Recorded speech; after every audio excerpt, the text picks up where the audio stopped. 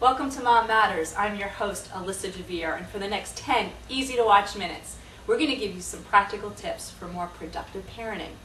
Tonight's subject is one very close to my heart, and it's called Mompreneurs, how we use our own maternal instinct to start businesses. And joining me is our resident fellow expert, Beth Goldstein, on entrepreneurship. She is has 20 years experience in sales and marketing. She runs her own marketing consulting company, The Marketing Edge, and she's a professor at Boston University, where she also runs the Entrepreneurial Certification Program. Right. If that wasn't enough, her book is Under McGraw-Hill, The Ultimate Small Business Marketing Toolkit, which is just chock full of great ideas, templates, and all kinds of great tools for people who want to start their own company. Mm-hmm. And as a single mom of 2 kids ages 14 and 11, right. You run your own business, of course, and help other companies to run theirs. So, as you know, I am a mompreneur myself, and I've written a whole lot of articles for Entrepreneur Magazine and others about this subject. So I'm so excited to talk to you.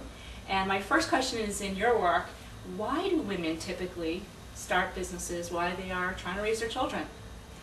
That's a great question. And there are, of course, multiple reasons, but I think the one that probably comes closest to what women in general are thinking when they're mothers and they decide, you know, I want to do something different, is it gives them a level of independence. It gives them some flexibility. I know when I started my business, I'd been in corporate America for a long time, and I had been traveling, and I was away from my kids. And when my daughter was starting first grade, I decided that was it. I'd always wanted to run my own business. I always had this entrepreneurial passion. But beyond that passion, I had an overriding factor. I wanted to be around. You know, during kindergarten when I was in corporate America, I missed many events. And it was personally devastating to me. Oh, I can understand. And I'm sure it is to other mothers. You don't even have to be in corporate America, you know, to know that feeling of frustration that you can't be there. And so that's why I decided to, you know, do a business from my own home. I started a consulting practice because I could then control my schedule. Mm-hmm. I know that a lot of times when women get that inspiration that they want to do something, they're a little nervous. They've been out of the workforce for a while. They don't have those skills sharpened. They may not even have a real business idea. They just want to go out and do something. And I find a lot of women go out and do the Mary Kay or Discovery Toys. Is that a good way to start this whole process, you think? Absolutely. I mean, I think the hardest part for a woman who's been out of the workforce is having the confidence that you can run your own business. And unfortunately, that's so far from the truth, because the reality is if you're running a household and you've got kids running around and you're managing everything else that's going on, your job is more complicated than when you go to work and sit in an office. And I used to kid around with my husband and say, you know, when I go to the office, it's a lot easier than coming home and managing the house and the laundry and everything else that has to get done. So those skills that you learn to manage the household are perfect to segue into running any type of business.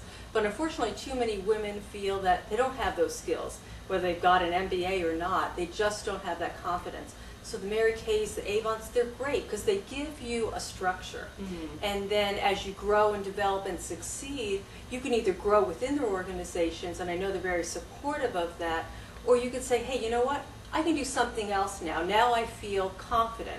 It's really, as we all know, it's about confidence. It's about knowing that you have the skills, mm-hmm. the ability to run your own mini corporation.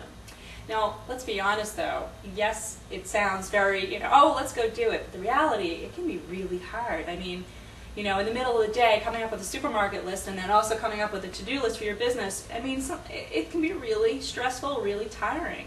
I mean, it's not for everyone, would you agree? Absolutely. But then again, if you love what you're doing, if you have this passion, and you share that passion with having your passion for your family, mm-hmm. We're women. We somehow manage to balance it. We can make it work because it's those very basic instincts which are really critical. Being able to say, okay, here's my to-do list for the business, and here's the to-do list for the house, and you know what, while I'm out at the post office running some errand for the business, now I'll just go pick up my son at the baseball game and I can do a bunch of other things. So managing and that flexibility that you get, it can be harried at times, but it could also be very rewarding. I agree. Really great points. And you know what? We're going to take a quick commercial break, and when we come back, let's talk about some resources that I know we both have great experience on, ways that women can get their own businesses started and support groups they can use to make it really an enjoyable experience. We'll be right back.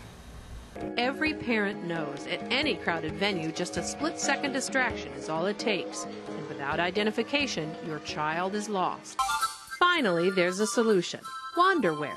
T-shirts and child identification tags that give parents peace of mind.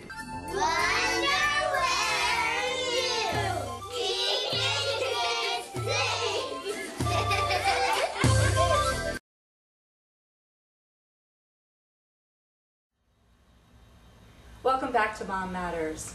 I'm here with Beth Goldstein talking about mompreneurship. I love that word. And I know we could spend not only 10 minutes, but we could probably spend 10 hours talking about how to get started. And of course, I want to mention that your book is a great resource, and we'll post that information on our blog, how to get that.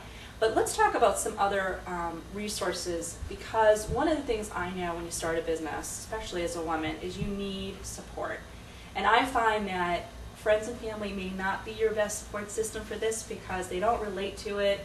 In some cases, they may even be jealous, I find, or wanting to have their own adventure, but watching you vicariously. So I think it's really important to have some support groups, whether it's at schools or otherwise. So what are your best resources to suggest for women? Well, there's a lot of ways that women can become more comfortable getting back into the workforce or changing careers, whether they're just going from corporate America to entrepreneurship. Universities across the board offer a wide variety of resources. I teach and oversee the online certificate in entrepreneurship program. It's all online, so it's great. We have a bunch of moms in there who are changing careers and developing those skills. But it doesn't have to be through a specific university. Community colleges are a great way to go about it. There are networking groups, the Center for Women in Enterprise, and there are national organizations that also focus on women entrepreneurs, right, to help them develop their business. Yeah, there's a couple that I know that have been really helpful for me and other women that I work with. One is called Ladies Who Launch, and all of these are free that I'm going to mention, that are you just join on their website and you get newsletters. Sometimes they have meetings and other things. So Ladies Who Launch, I love. I've also worked with a group called Wild Women We and the Downtown Women's Club, so I want to give a shout out to them. Because I think they're really great organizations, not only for information, but also for that real important emotional and mental, intellectual support that we really need. Beth, any other words of advice that you can give women who are thinking about getting started and starting their own entrepreneur adventure? Well, I think the most important thing is to realize the skills you already have. And so sit down and think about what you do. If you haven't been working, think about the skills you've developed, what you're able to do, and how you've been able to do it, and how that can then translate into running a business. It doesn't have to be a $5 million corporation. It could be a small business to be very satisfying. Excellent. It's good words of advice. I think also what you said before, doing something that you love, because when the going gets tough, you still have to have that good feeling that you know what you want to do and for good reason. Thank you so much for being here. It's always a pleasure. I want to thank also our sponsor today and welcome you to our blog where we have all the past Mom Matters shows, and that blog is http://mom-matters.blogspot.com. For Mom Matters, this is Alyssa Dver giving you practical tips for more productive parenting.